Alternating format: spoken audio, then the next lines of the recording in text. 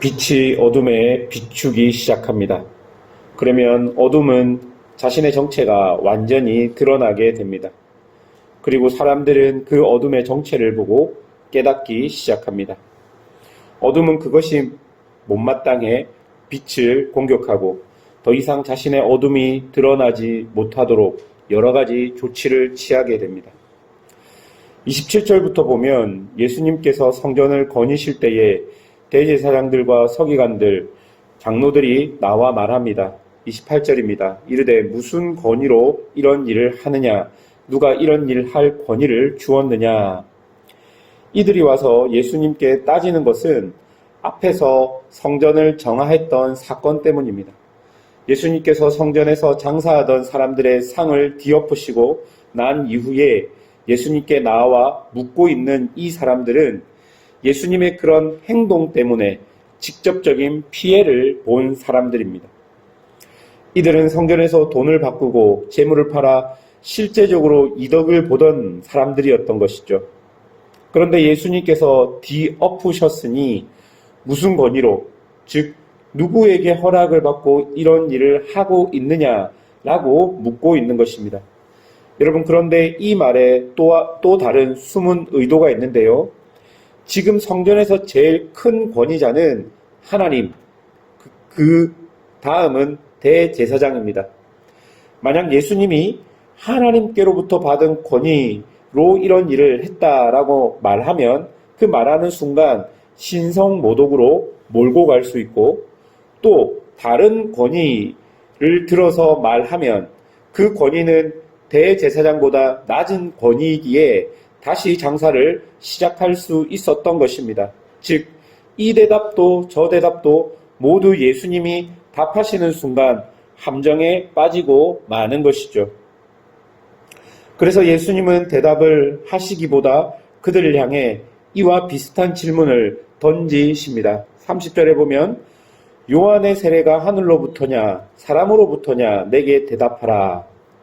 이런 예수님의 질문에 대제사장과 서기관, 장로들도 어떤 답도 말할 수 없었습니다. 사랑하는 여러분, 지금 이 권위 논쟁, 소위 말하는 이 권위 논쟁이 촉발되게 된 계기는 성전 때문입니다. 성전은 하나님과 사람이 만나는 장소이자 하나님께서 임재하시는 곳이었습니다. 그곳을 통해 이스라엘은 하나님 백성의 정체성을 발견하고 율법의 가르침도 받았습니다. 그런데 바로 그곳이 대제사장들의 무리에 의해 사유화되어 버린 것입니다. 하나님의 성전이 인간의 욕망의 도구로 전락해 버렸고, 제사장들의 무리들은 자신들이 가진 권력으로 각종 세금과 여러 성전의 규정들을 이용해서 부당하게 자신의 이익을 챙기고 있었던 것입니다. 그렇게 욕망에 빠져 하나님보다 자신의 욕망을 하나님처럼 섬긴 그 성전을 위시한 그 권력자들 때문에 지금 이스라엘은 하나님께로 나아갈 수 없는 상황이 되어 버린 것입니다. 그렇게 욕망에 빠져 하나님보다 자신의 욕망을 하나님처럼 섬기는 시간이 오래되다 보니 그들의 관심은 하나님도 거룩도 메시아도 그런 것들이 아닌 오직 자신의 욕망만이 그들의 관심이었던 것입니다. 예수님이 성전에 들어가신 것은 어둠에 빛이 비추어진 사건입니다. 어둠은 자신이 드러날까봐 빛을 싫어했고 미워했습니다. 그리고 점점 그 빛을 없애기 위해 자신이 가진 모든 것을 다 동원할 것입니다. 여러분, 이것이 우리 인간의 현 주소이자 우리 모습의 현실일 것입니다. 사랑하는 여러분, 많은 기독교와 성도들이 이런 모습 속에 있음을 우리가 기억해야 할 것입니다. 예수를 믿는다는 것은 예수 그리스도의 밝은 빛 앞에 자신의 현실을 정확하게 직면하고 자신의 현실을 정확하게 인정하는 것입니다. 자신 안에 거짓이 드러났다면, 자신 안에 더러움이 발견되었다면 예수의 자비하심과 긍휼하심을 믿고 예수 앞에 엎드려서 그것을 고백하면 되는 것이죠. 그러면 내 안에 있던 어둠이 예수의 밝은 빛 앞에 사라지게 되는 것입니다. 그러나 어둠의 특징, 죄의 특징은 자신의 모습을 감추기를 원합니다. 자신의 모습이 드러나는 것을 두려워합니다. 나의 이런 연약함이 드러났을 때, 나의 이런 거짓된 모습이 드러났을 때 사람들에게 인정받지 못하고 사람들이 우리가 사는 사회에서 도태되면 어떡하나라는 두려움이 우리 안에 있는 것이죠. 그러나 여러분, 우리가 믿는 예수 그리스도는 자비하신 분이십니다. 우리의 어둠이 드러나고 그 어둠이 우리를 지배하려 할 때 그 밝은 빛이 우리를 비추고 우리의 어둠이 발견되는 순간 우리가 돌이키면 그 모든 것들은 예수 그리스도 앞에서 아무것도 아닌 것이 되는 것입니다. 12장에는 예수님께서 비유로 앞에서 설명한 내용들을 다시 한 번 더 폭로하십니다. 12장부터를 보십시오. 포도원을 만들어 농부들에게 주었습니다. 그리고 그들에게 소출의 얼마를 받으려고 종을 보내었습니다. 농부들이 종을 잡아 때렸다라고 합니다. 그리고 그 다음에는 상처를 내었습니다. 그리고 그 다음에 보낸 종은 죽였습니다. 점점 그 농부들의 형태가 심해지자 포도원의 주인은 사랑하는 아들을 보내며 이 아들은 그들이 존귀하게 여길 것이라 생각하였습니다. 그런데요, 농부들의 반응은 이렇습니다. 7절입니다. 그 농부들이 서로 말하되 이는 상속자니 자 죽이자.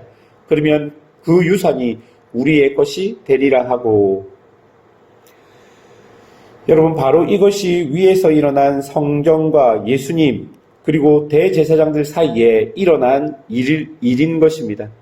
하나님은 이미 구약에서부터 타락한 이스라엘을 깨닫게 하기 위해서 많은 즉 선지자들을 보내셨습니다. 그런데 그들은 자신의 어둠을 감추기 위해 선지자들을 때리고 죽이기까지 한 것입니다. 이제 하나님께서 마지막으로 자신의 사랑하는 독생하신 아들인 예수 그리스도를 보내셨는데 농부들은 즉 대제사장과 서기관들과 그 시대 종교를 맡은 여러 지도자들은 그 아들마저 죽이고 마는 것입니다. 사랑하는 여러분, 죄는 결국 하나님을 대적하여 높아진 우리의 욕망이자 우리의 마음일 것입니다. 그리고 이런 마음들은 점점 더 악해져 갈 것입니다. 그리고 점점 더 하나님을 대적하여 높아져 갈 것입니다. 더 무서운 것은 내가 악해져 가고 내가 높아져 감에도 불구하고 자신이 점점 하나님을 대적하고 있다는 사실조차도 잊어버리게 되는 것이죠. 성전을 주변으로 권력을 가지고 있었던 대제사장들은 처음에 그런 일들을 벌였을 때는 양심의 가책이 있었을 것입니다. 이렇게 하면 안 된다라고 생각했을 것입니다. 그런데 그런 일들이 점점 반복되고 점점 더 지속되자 그런 양심의 가책마저 사라지고 지금 자신이 하는 일이 무슨 일인지 그들은 알지 못했던 것입니다. 그리고 지금 자신이 하는 일이 하나님이 좋아하시는 일인지 싫어하시는 일인지 그것이 죄인지 모르고 그런 일들을 했을 것입니다. 아니, 알고 있어도 인정하고 싶지 않았을 것입니다. 결국 하나님도 알아보지 못하고 그들이 그토록 기다리던 아들 예수 그리스도마저 알아보지 못하게 되는 것입니다. 사랑하는 여러분, 죄의 무서움은 죄는 우리의 눈을 가려서 우리가 죄를 짓고 있다는 사실조차 모르게 만드는 것입니다. 그리고 하나님의 말씀이 우리에게 선포되었을 때 그것을 하나님의 말씀으로 받는 것이 아니라 우리 욕망으로 받아들이는 것이죠. 결국 왜곡하고 곡해해서 내가 원하는 대로 나의 신앙을 지속하려고 하는 마음들이 우리 안에 생기게 되는 것입니다. 사랑하는 여러분, 이런 상황 자체를 성경은 심판이라고 이야기합니다. 하나님을 알아볼 수도 없고 기도를 할 수도 없고 하나님을 알아보고 기도한다 할지라도 그것은 하나님이 아닌 자신의 욕망을 섬기고 있는 그 현실 자체를 성경은 심판이라고 말하고 있는 것이죠. 사랑하는 여러분, 이런 상황에서 돌이킬 수 있는 은혜는 우리 안에서 발견되는 것이 아니라 오직 성령께서 우리에게 은혜를 주셔야지만 우리의 현실, 우리 안에 있는 감추어진 죄들이 보여지게 될 것이고 그 죄를 깨닫게 되는 것입니다.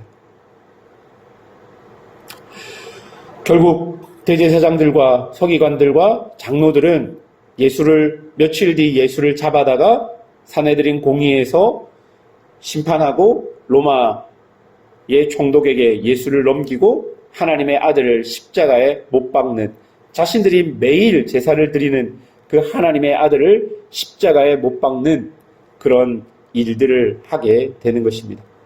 사랑하는 여러분, 우리 안에 우리의 감추어진 죄들이 있다면 오늘 이 새벽에 곰곰이 하나님 앞에 다시 한번 체크하고 다시 한번 은혜를 구해야 할 것입니다. 하나님, 나에게 긍휼을 주셔서 내 안에 발견되지 못한, 나와 하나가 되어 있는 것처럼 보이던 나의 욕망과 거짓, 하나님, 그런 것들이 발견될 수 있도록 나에게 은혜를 주십시오. 그리고 그런 죄들이 보여질 때, 깨달아질 때 하나님 앞에 정직하게 나온다면 하나님께서 우리에게 자비를 베푸실 것입니다. 사랑하는 교회 위에도 그런 은혜가 있어야 될 것입니다. 하나님의 말씀이 비춰질 때, 하나님의 말씀의 빛이 비춰질 때 교회 안에 우리가 보지 못했던 교회 안에 어두움, 교회 안에 감추어진 죄들이 있다면 그것들이 드러나게 될 것이고, 그것들이 드러날 때 우리는 하나님의 자비와 긍휼을 구하며 하나님 앞에 나아가야 할 것입니다. 바로 그것이 은혜이자 바로 그것이 소망이 될 것입니다. 그런 은혜가 교회와 성도들에게 있기를 주님의 이름으로 축원합니다. 기도하겠습니다.